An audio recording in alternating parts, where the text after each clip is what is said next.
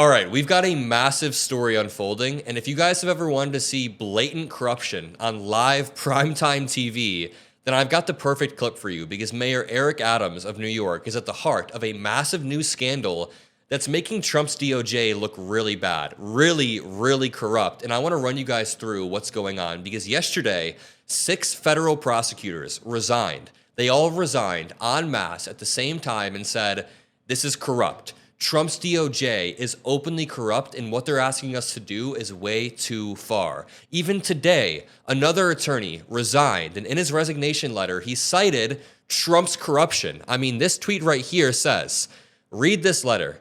Just read it. In any other presidency, this letter alone would trigger impeachment proceedings. This is a blatantly corrupt quid pro quo, and the media should be covering this like Watergate, and we'll read this letter that just came out about an hour ago that details how Eric Adams' charges were almost dismissed if he went along with Trump's political agenda. One more time, it is quid pro quo in the sense that Trump's DOJ said, hey, if you help enact our political agenda, we will give you a favor and we will drop your charges entirely. That is blatant corruption, and it's absolutely wild that it's happening right in front of us. Not many people are even breaking this down, so all that I ask is that you drop a like, subscribe to help boost this video, and let's just start from the beginning, I guess. We learned yesterday that federal prosecutors in New York and Washington resigned en masse after refusing to drop Eric Adams' charges. They held the line and they said, hey, the law matters in this country. We can't just drop somebody's charges.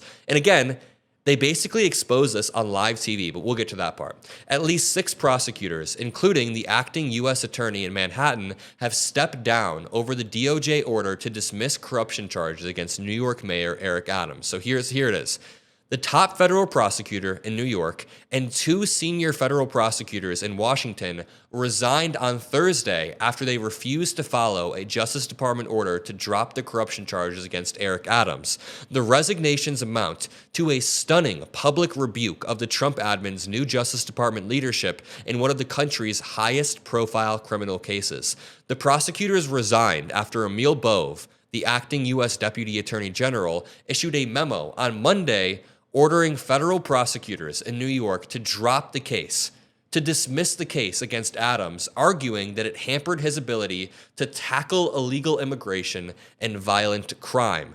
It is blatant quid pro quo in the sense that they're asking Mayor Eric Adams to do stuff for them. They're basically saying, hey, I'll do you a favor if you do us a favor. If you help us enact our policy goals, we'll make sure your charges are dropped. I'll scratch your back if you scratch ours, but in doing so, they are undermining the fundamentals of American rule of law. I mean, just think about it. If Trump's DOJ is willing to drop serious federal corruption charges on one of the most high-profile corruption cases out right now just to gain a slight political ally, then no one in power is accountable. No one in power can be held accountable as long as you have an R on your forehead or as long as you're willing to play ball with the Republican. Trump is trying to reach a point where federal prosecutors, the people who uphold our rule of law, are no longer independent. They're just political operatives for him and for his MAGA loyalists, but the federal prosecutors punched back. They've resigned. A few of them resigned. For example, Daniel R. Sassoon, the acting U.S. attorney for the Southern District of New York, announced her resignation in a brief statement on Thursday. Sassoon appealed Wednesday to Attorney General Pam Bondi. Oh, Lord have mercy. The person that we appeal to is another Trump loyalist, Pam Bondi, and expressed her alarm at being ordered to drop the case. Right here it says, quote, Adams' attorneys repeatedly urged what amounted to quid pro quo, indicating that Adams would be in a position to assist with the department's enforcement priorities only if the indictment were dismissed. Mr. Bove admonished a member of my team who took notes during that meeting and directed the collection of those notes at the meeting's conclusion. Listen to that one more time. They did a meeting. They did a meeting the other day, and throughout that meeting, Adams' attorneys repeatedly urged what amounted to quid pro quo, and when Sassoon's people were taking notes, Emil Bove said, you got to get rid of those notes. He collected the notes at the end of that meeting. Is that not just like blatant corruption? This is how the mafia operates. But I want to read, before this clip, I want to read perhaps the most scathing indictment thus far. So Hagen Scathing, who's the Assistant United States Attorney for the Southern District of New York, just resigned. And resigning is no easy feat. You don't just resign for nothing. You are basically, I don't want to say nuking your career, but you are temporarily pausing your career and hurting it a lot. And he did this just to say, I am not going along with the corruption. So read this. This is powerful. He said, Mr. Bove, I have received correspondence indicating that I refused your order to move to dismiss the indictment against Eric Adams without prejudice, subject to certain conditions, including the express possibility of reinstatement of that indictment. That is not exactly correct. The U.S. Attorney, Sassoon, never asked me to file such a motion, and I therefore never had an opportunity to refuse. So he's saying that I didn't even refuse dismissal of the indictment. I didn't refuse that at all because Sassoon never told me to dismiss the indictment. But it says, in short, the first justification for the motion that Damian Williams' role in the case somehow tainted a valid indictment supported by ample evidence and pursued under 4 different U.S. attorneys is so weak as to be transparently pretextual. The second justification is worse. No system of ordered liberty can allow the government to use the carrot of dismissing charges or the stick of threatening to bring them again to induce an elected official to support its policy objective. So they're saying you can't use the carrot and stick game. You can't say, hey, we'll remove your charges if you enact our policies, and if you stop enacting our policies, we'll reinstate your charges. That is what they were saying to Eric Adams. Here is the kicker. Here's the paragraph that's wild. There is a tradition in public service of resigning in a last-ditch effort to heed off a serious mistake. Some will view the mistake you are committing here in the light of their generally negative view of the new administration. I do not share those views. He's saying, I'm not a Trump hater, I just like the rule of law. I can even understand how a chief executive whose background is in business and politics might see the contemplated dismissal with leverage as good, if distasteful. But any assistant U.S. attorney would know that our laws and our traditions do not allow using the prosecutorial power of influence of other citizens, much less elected officials, in this way. If no lawyer within earshot of the president is willing to give him that advice, then I expect you will eventually find someone who is enough of a fool or enough of a coward to file your motion, but it was never going to be me. I just got chills. Let me read that one more time. If no lawyer within earshot of the president is willing to give him that advice, that it's dumb, then I expect you will eventually find someone who is enough of a fool or enough of a coward to file your motion, but it was never going to be me. Please consider this my resignation. It has been an honor to serve as a prosecutor in the Southern District of New York. And this letter right here should just show you the gravity of the situation. As I said before, this is a blatantly corrupt quid pro quo, and the media should be covering this like Watergate, but of course, most of the media is too scared to cover the Trump admin as relentlessly as we do.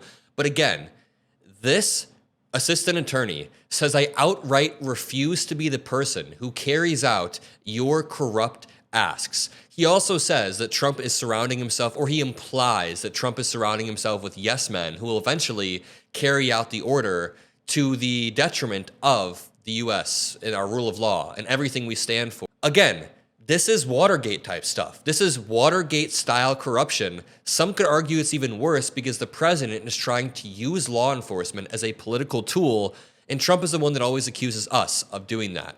This article even says, it just came out 10 minutes ago, Trump's official demands, in Adams' case, forces a Justice Department showdown. There is currently a crisis at the department over the Eric Adams case, and it's an early test of the criminal justice system's resilience against a retribution-minded president and his appointees. Just to really quickly run this down so we're all on the same page, it says, in less than a month in power, Trump's political appointees have embarked on an unapologetic, strong-arm effort to impose their will on the Justice Department, seeking to justify their actions as a reversal of Biden's politicization of the Justice Department. The ferocious campaign executed by Emil Bove III is playing out in public in real time through a series of moves that underscore Trump's intention to bend the nonpartisan career staff and agencies to suit his end. On Thursday, the interim U.S. attorney in Manhattan resigned. This is Sassoon. Resigned rather than sign off on Mr. Bove's command to dismiss the corruption charges.